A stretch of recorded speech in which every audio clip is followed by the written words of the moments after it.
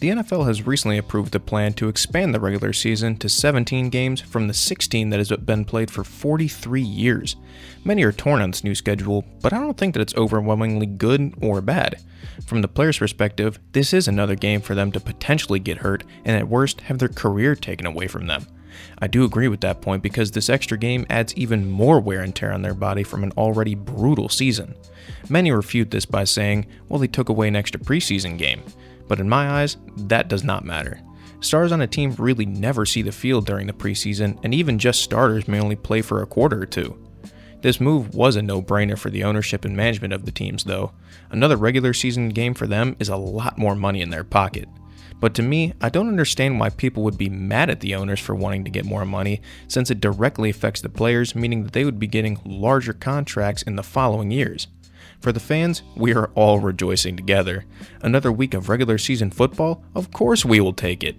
After a year where COVID-19 nearly took football away from us completely, I know that I appreciated the football we got a whole lot more. And for sticking through the season, us fans were rewarded with an extra game and the ability to start going back to the stadiums to see our teams play live.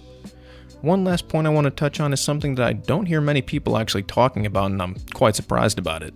That point is, what's going to happen to the record books? The NFL is not short on fantastic talents who could look to shatter records with an extra game that they can play.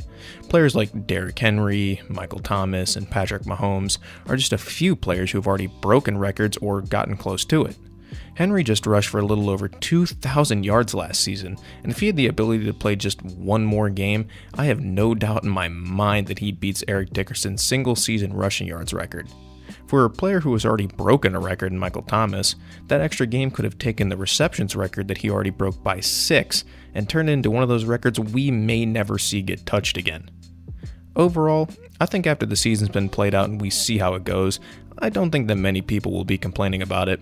Barring star players getting hurt in the final week of the season, an extra game for fans and more money all around seems as it will be good in the long run.